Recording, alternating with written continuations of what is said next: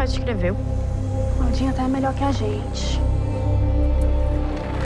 Tiele, na hora dela ajudar em casa já. Quero filha minha subindo na balsa, não. Humanas nasceu a partir desse encontro que eu tive com a Fafá de Belém, quando ela me contou sobre o que acontecia no Marajó, sobre os casos de exploração sexual de crianças e mulheres no Rio Tajapuru.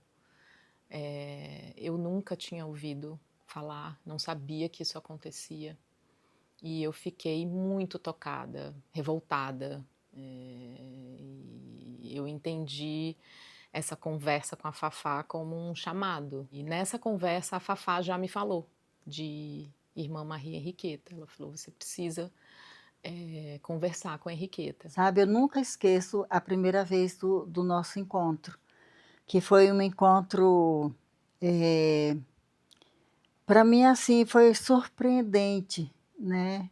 Porque pelo fato da nossa atuação, principalmente da minha, que trabalho há muitos anos na região, e com um foco, né, um foco muito grande, que é a questão mesmo do enfrentamento da violência sexual, seja ela no âmbito familiar e extrafamiliar, mas também caracterizado com a exploração. Então chegam muitas pessoas até hoje mesmo para fazerem pesquisas, né? No meu caso, eu já conheci a irmã Henriqueta, né? Eu já era delegado da região, então por conta de uma causa em comum que a gente tinha, que é esse combate à exploração sexual lá naquela região e abuso sexual também, então eu já conheci a irmã. Então ela disse, olha, vai umas meninas aí que vai fazer uma pesquisa. A irmã fez esse link, né, com elas, e elas foram até Melgaço, né, conhecer a cidade, a região, e aí acho que elas começaram a pesquisa dela, e a partir daí foi que elas tiveram essa abrangência do tema, né? Eu não lembro assim muito, né, que eu seria uma inspiradora para o filme, né? Eu acho que elas foram trabalhando isso de forma muito, sabe, muito didático, né, muito pedagógico, para que eu não soubesse, né? Eu só lembro que uma vez eu estava com a Dira disse assim, vem surpresa por aí, mas aí eu não sabia que surpresa seria essa, né? Eu fiz esse filme porque eu queria dar voz a meninas e mulheres que não são ouvidas, que são silenciadas, e essas mulheres, elas estão no Marajó, elas estão do nosso lado, elas estão no mundo inteiro, e dar voz a esses heróis e heroínas, como Irmã Henriqueta e Delegado Rodrigo, que são, sim, heróis, né, representados ali pela personagem da Dira. Essa parte que tu tá pintando, qual o nome dela? Peito. Sabia que peito é uma parte íntima? Sabe que é íntima? É uma coisa que é só nossa, só da gente mesmo.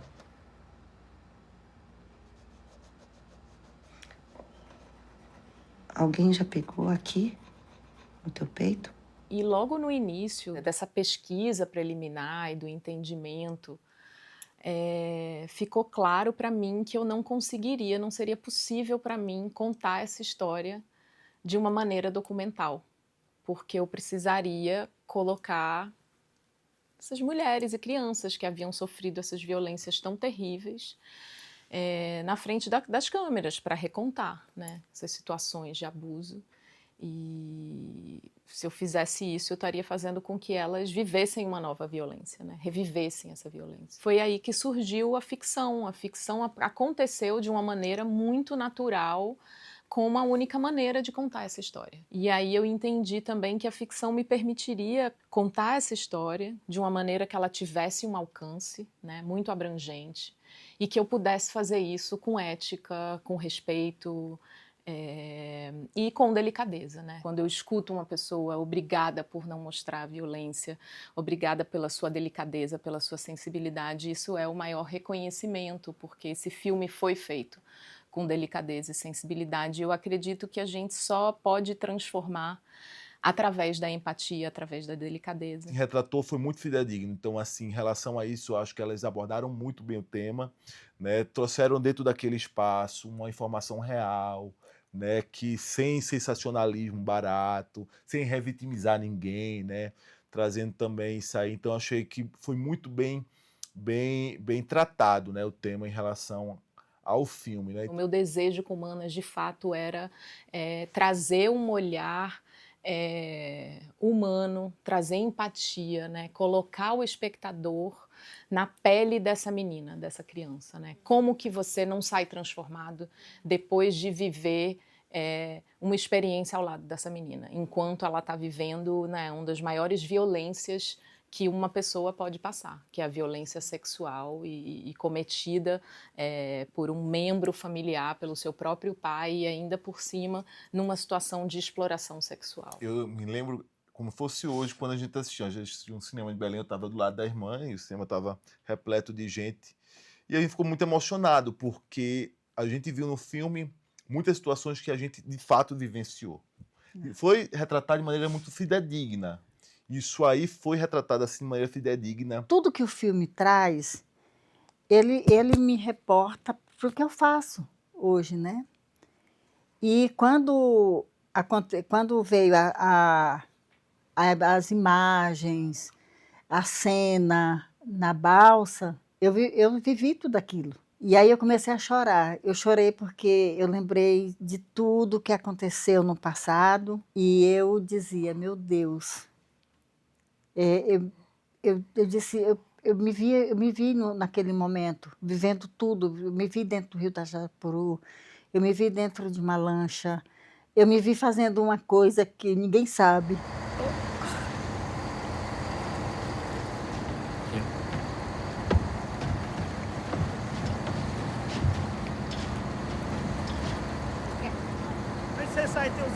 Vai dar tudo certo, mano. O que eu faço? Olha o camarão da Maciele! Se te pedirem pra fazer alguma coisa, pede dinheiro. Eu vim com a gratidão, porque finalmente alguém, sabe, teve a coragem de colocar e estender isso, para que todas as pessoas saibam que existem também mulheres e homens corajosos. Porque enfrentar a violência na nossa região amazônica é também ter a capacidade de dizer diariamente para si que a vida pertence a quem se atreve. E eu nasci, sabe, com esse propósito de enfrentar. E eu acho que o filme ele vai trazer, sabe, para muitas pessoas, sabe, esse olhar de que o enfrentamento, ele é possível sim, mas ele é possível quando você também se arma de coragem, se arma de determinação, porque enfrentar esses crimes também tem consequências. Irmã Henriqueta se atreve, né? Há mais de 40 anos, o delegado Rodrigo se atreve há 11 anos lá no Marajó. A Marciele se atreveu a quebrar esse ciclo. E eu espero que o Manas inspire, que essa mensagem, sabe, de coragem, e de quebrar os silêncios, assim, da necessidade de transformação, que ela ecoe pelo Brasil e pelo mundo, e a gente mude e transforme.